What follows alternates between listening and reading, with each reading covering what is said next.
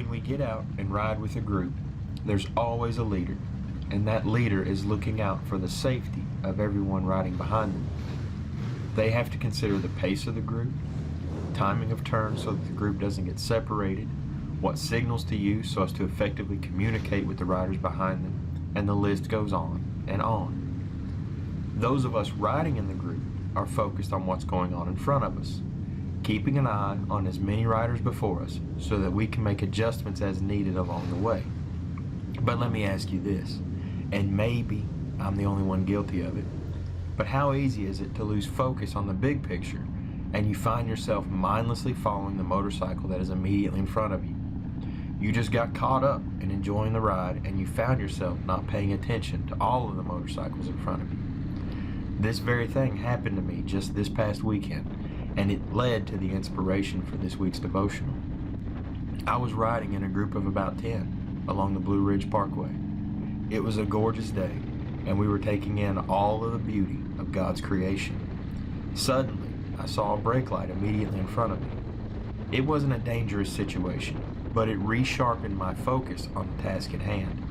Had I been paying better attention to all the motorcycles in front of me and the leader of the group, rather than just the motorcycle directly in front of me, I would have noticed everyone braking, and I would not have had to brake as hard, which probably created a chain reaction for those behind me. I had lost focus and I had lost sight on the leader. How familiar does this sound with our own walk with Christ? What happens if we lose sight of Christ in our lives, or if we have never truly looked towards Him for guidance? There's a rather well-known account of this scenario found in the Gospel of Matthew.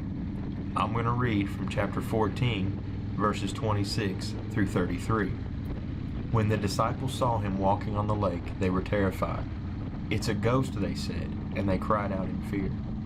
But immediately Jesus said to them, "Take courage, it is I.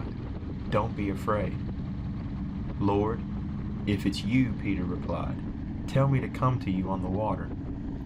"Come," he said. Then Peter got down out of the boat, walked on the water, and came towards Jesus. When he saw the wind, he was afraid, and beginning to sink, he cried out, "Lord, save me." Immediately, Jesus reached out his hand and caught him. "You of little faith," he said, "why did you doubt?" And when they climbed into the boat, the wind died down.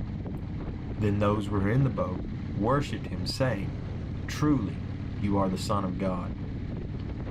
What we see here is that when Peter saw Christ, he locked his focus on Jesus and Jesus alone.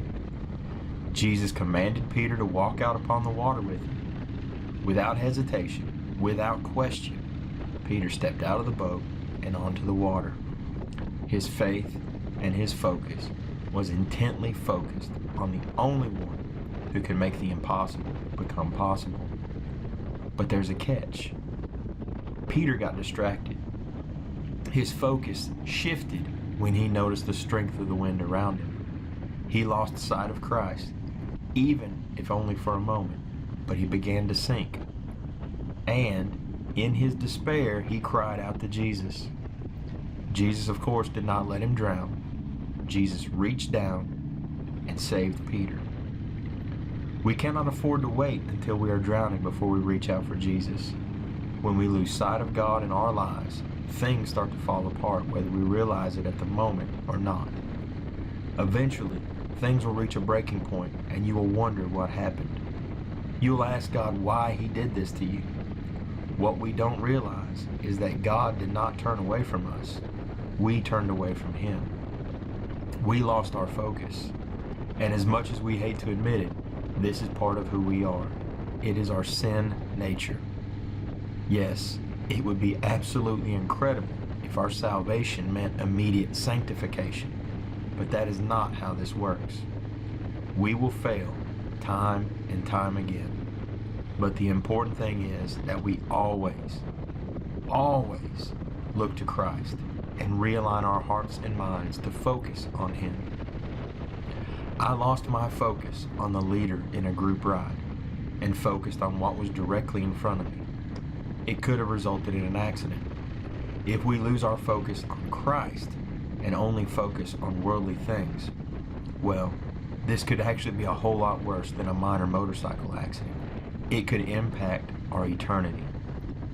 In Paul's first letter to the church at Corinth, he tells them to be imitators of Christ, just as he is. That is how you keep your focus on Jesus, by modeling your life after his own. If you're lost, if you haven't already accepted Christ as your Lord and Savior, then I have one request for you.